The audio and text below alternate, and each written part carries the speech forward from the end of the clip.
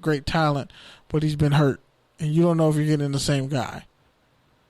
So it'll be interesting to see if you really the lack of value that teams are placing on some of these guys who have been all pros at their position amazes me. Jurrell Casey got traded for a 5th-round pick from Tennessee to Denver, which is crazy to me. He's been a Pro Bowler as a 3-4 defensive end and a 4-3 defensive tackle.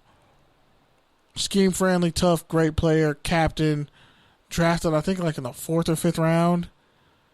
So the lack of respect that these players are being shown, it truly amazes me. But to stay in that division, the Colts traded.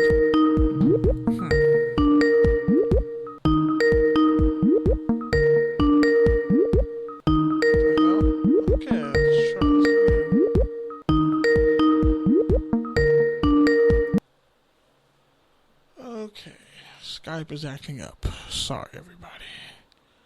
Had to reboot that. So whoever that was calling in, you can go ahead and call back. Skype was messing up. Sorry. Hello, caller. What's your name? Where you call from? Sorry, Skype was messing up. Proceed. Nah, my bad. Some shit popped off at the liquor store, man. That shit was wild. Something always pops up at the liquor store. That's what this podcast is like. As soon as you said, I ran into a homie from high school, I'm like, oh, shit. Yeah, man. That shit was wild. He recognized me right away, though. He was like, what's up, Pete? I was like, what's up, Davon? Oh, yeah, he mixed up some drunk-ass Mexican dude right here in the fucking liquor store. That shit was wild. Damn. It was a whole thing. It was wild. I hope you used a fake name, because if you didn't, you just dry snitched. Nah. I don't know what liquor store I'm at. You know how many liquor stores are by me? Like you said, I'm a gentrifier. I live in a block radius of about, 7 liquor stores. Good backpedal. But yeah, I was talking. Well, yeah, man. Sorry, where were we? So, I mean, I was going through I talked about Desmond Trufant, talked about the Packers, then I talked about the Houston Texans and the shit show that is Bill O'Brien being a head coach and GM and how he's had beef and done stuff that was really questionable and unbecoming of a head coach dating back to Penn State. And people have come out and said it, and numerous veterans were reported. Current Texans players on defense were like, don't come here. They were telling defensive free agents, like, yo, don't come here because of him and how he's coaching. And the fact that... Well, Hopkins took the high road and said it wasn't that big of a deal as people are making it. But he also didn't say it wasn't false. He didn't say, no, this isn't true, but he said it's slightly overblown. But that could just be him trying to not blow his own cover up. But as somebody who regularly gets Aaron Hernandez jokes, like, it really could have just been a joke. Like, we're clearly taking it out of context and running with it. Like, but if Hopkins had an issue with it 2 years ago, we would have known. Like, you know what I'm saying? Like,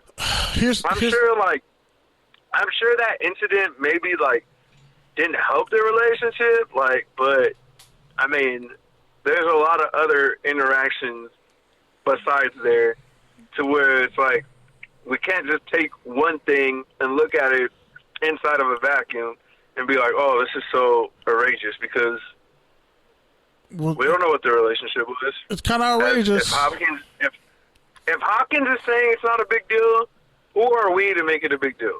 You know what I'm saying? Because you traded away Jadeveon Clowney and DeAndre Hopkins, and you didn't get a first-round pick for either of them.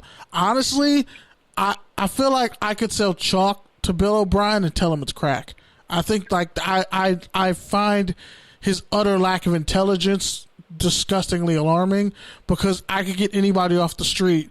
I could get a little kid to make a better trade than giving up a perfectly healthy all-pro receiver, the second greatest receiver in your franchise's history, a former first-round pick who was over-delivered on that, whose contract is already paid up, You send him and a 4th-round pick to Arizona for an injured running back who hasn't been great for 2 years and plays behind a crappy offensive line who may not even pass his physical, and all you get back is a 4th-round pick? How shitty and bad are you at that? They got a 2nd-round pick. They got a 2nd and a 4th-round pick, sir. That's not a 1st-round pick, though. Like, he's a first. That's a first. Well, look at it this way. Look at it this way. You think Hopkins is worth a 1st-rounder? Yeah. Right? Okay, but he's going to be 29 years old. He needs a new contract that could pay him like 15 to 18 to 20 million a year.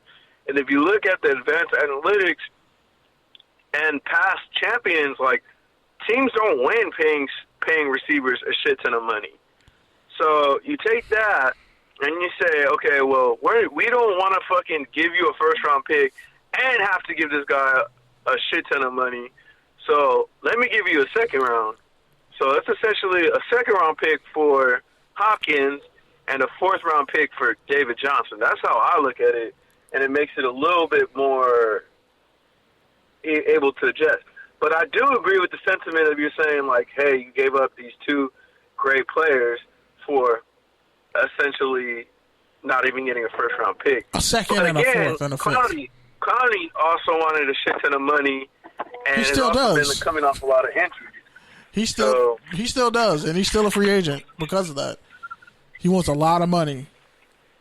He hasn't been signed yet either. But there was an incident early in the season, and DeAndre Hopkins pulled Bill O'Brien away from a fan who O'Brien was cussing at, and multiple people have come out. Sources, players have said, "Yeah, he's done some things that are unbecoming of a head coach, and he can't coach if you watch him play. Just watch that Chiefs game. How you give up that big of a lead? Can't blame the Titans did the same thing. Yeah, but my thing is he has no qualifications to be a GM. Did the same thing. No, they didn't. Well, they didn't give up like a 35-point lead in a playoff game. Okay, I'm sorry. The Titans gave up a 20-point lead, and the 49ers gave up, what, like a 17-point lead? My bad. Yeah, but no, in this case, with Houston, if you look at Bill O'Brien, what has he ever won? Other than being connected to Tom Brady and Belichick, like, what has he done? He was kind of good at Penn State. I'm not trying to defend Bill O'Brien, but to me, it's just like it's just a lazy pylon. First of all, I don't really even care about the Texans. I never have. No one does. Second of all, but you traded their favorite son. The South is going to be a tough conference. So the way I look at it is, Bill, like, everything always returns to the mean, right? Like if these moves are as bad as people are saying they are on their cute little tweets, like, the leash is going to tighten up on O'Brien, and eventually he's going to be up out of there, like, period. So, like, I'm not really making it into a big deal because the proof is going to be in the pudding. Like, I just think if I'm Deshaun Watson, I want out of Houston. There's no way you're paying me to stay there when you get rid of your best player. There's no way I'm staying. Bro, and I don't have an offensive line, bro. No. We already know the shit that Texans owner has said during the whole Kaepernick thing. Like, yeah, he's dead now, but apparently the inmates don't run the asylum, and Bill O'Brien was afraid of DeAndre Hopkins' influence. It's Texas. It's not just that. It's just they have a history. Like, they haven't had a GM, honestly, in what, like 2 years? The last guy, his wife had cancer, so he had to step down. But they haven't really had a plan in place at all. And they've got lucky with some of their draft picks, but I don't know. All I know is I think Bill O'Brien's an idiot, and him trading DeAndre Hopkins for what he did.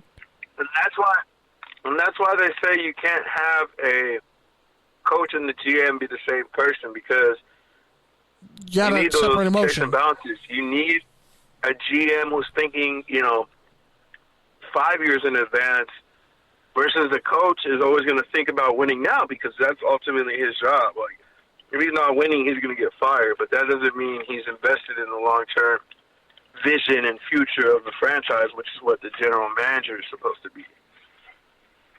Yeah, but speaking of general managers who are actually doing great, how about the Colts?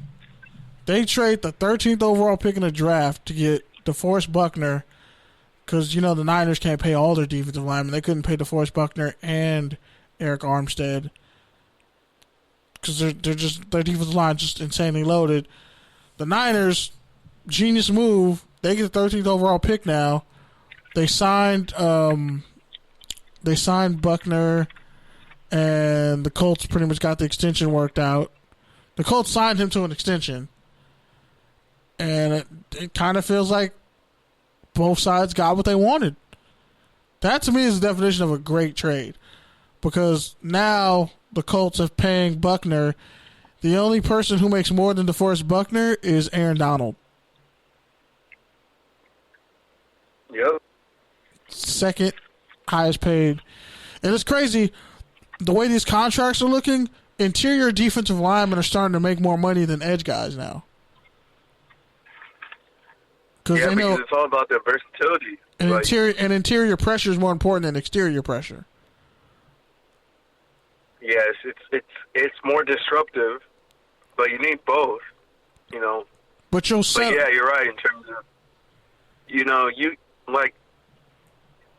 I don't know. It's just I think it's different because, like, not to say anybody can rush the edge, but it's easier to find somebody who is tall and can get behind their athleticism and speed and length versus, somebody who has to actually have that and the fast twitch to get off the ball and see the ball and really be physical and with the shit to, like, drop anchor and, like, make shit happen in the run game. Like, interior lineman has always been one of the hardest positions to play. It's always been pretty well compensated. And that's one of the reasons why you see so many players who are good all of a sudden one year and then, in a year or two they wash out because it's a position that's so tough, it really, weighs on you. Like Chris Jones, he's going to get paid regardless. A guy like Leonard Floyd, who's pretty much a bust, he signed on with the Rams. Honestly, I really like him going to the Rams. Like, that was honestly the perfect place for him. Like, to see what they've done with the dude out of Oklahoma, what's his name? I can't say his name. It's a super long African name. I can't say it. I don't know how. I can't say it, but I know exactly what you're talking about. Yeah, but to see what they've done with his kind of raw skills and athleticism and turn him into, like, a pretty solid player, like, Leonard Floyd can be that and more just because he has more physical traits and tools. So you put that, essentially next to Donald, and then they also got, I get all the Lions. I get all the Alabama linemen mixed up. Oh, they got Ashawn. They got Ashawn Robinson. They signed him from the Lions. Yeah, which is actually a nice replacement for Brockers. Honestly, I mean, like, his numbers don't jump out at you, but he had a pretty good year like 2 years ago when he was fully healthy, and I think putting him in that rotation will be good for him. He'll get to go back to. He'll get to continue being like a real two-gapper, and I think they'll give him some even more opportunities to get upfield. And even though they're in Vegas now, how do you feel about the Carl Nassib signing for the Raiders? I'm mixed on it. I'm glad they got a player who's on the right side of 30 who, is coming off back-to-back 6-sack seasons. So, he knows how to rush the passer. He's played in a variety of schemes. Can balance a checkbook. Yeah. So, I mean, I'm happy for it, but again, I mean, we'll have to wait and see. I don't know exactly what his role is going to be. Defensive end. Our guy Ray pretty much said he's pretty much Morrow and Mayola in one body.